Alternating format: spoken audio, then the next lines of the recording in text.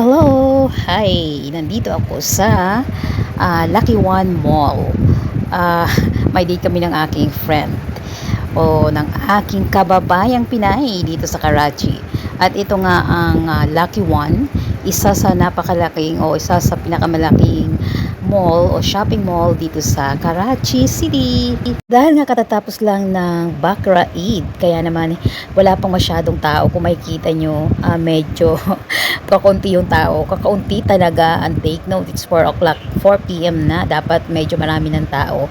So hanapin natin yung friend ko at dito nga nakita ko sila nakaupo dito sa may hagdanan kung saan ay ginaganap ang iba't ibang event sa Lucky One. But today, there is no or they don't have any event and it's Friday. It might be because matatapos nga lang ng ating Bakra Eid. Ito na nga, nakita ko na ang aking friend.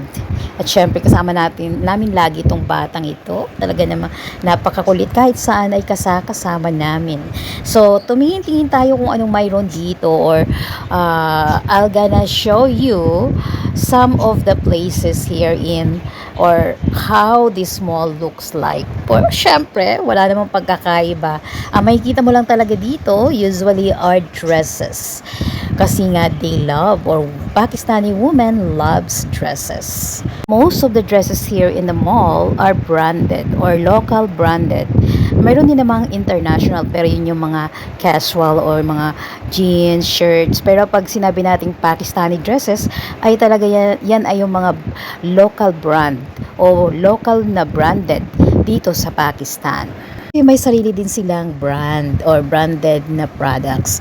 So ito yung mga klase ng dresses na available o yung sinusuot dito ng mga Pakistaning babae.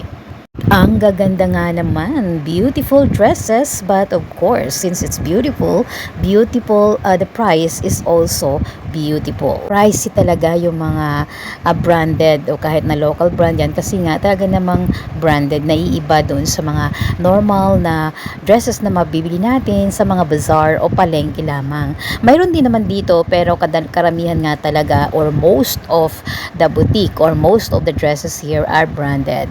So ayan, we are done. Actually, grocery kami ng konti, pero hindi kami pwedeng mag-video sa loob ng grocery store, kaya wala tayong video. At ayan, pauwi na kami at maghahanap kami ng makakainan. Hindi kami kumain sa loob dahil 7 o'clock o 6 o'clock or 6 p.m. na, siguradong napakaraming tao sa food court.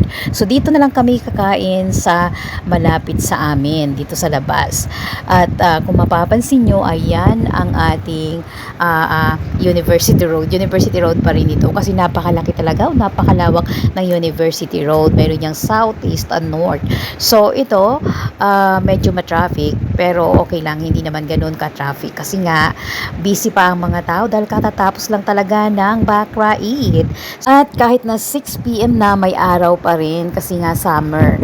At ito yung Imtiaz Supermarket na talaga namang paborito ko. Ito ko ang grocery store na ito kasi nga nandito na lahat at mura pa kumpara sa ibang grocery store.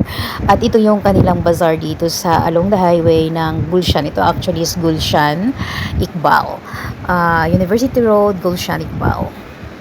Eto nga, nandito kami sa isang restaurant at mapapansin nyo rin walang masyadong tao. Kasi kumbaga, tinatamad pang kumain sa labas yung mga tao kasi nga katatapos lang ng Eid. So, ito kami, nag-iintay at naiinip na nga itong aming kasama. Nagtitinda sila dito ng shawarma at iba't ibang klase ng refreshment. Burger, pero wala sila mga heavy food. Yun lang talagang mga pang-snacks. At ito nga, medyo inaiinip na ang aming kasama. At sila talaga yung lagi kong kasama kasi nga kami ang talagang magkapit-bahay. At ito na ang aming shawarma. Masarap naman, masarap siya. Simple lang pero hindi masyadong maanghang at talaga namang fresh na fresh. At masarap pa, hindi ganun kamahalan.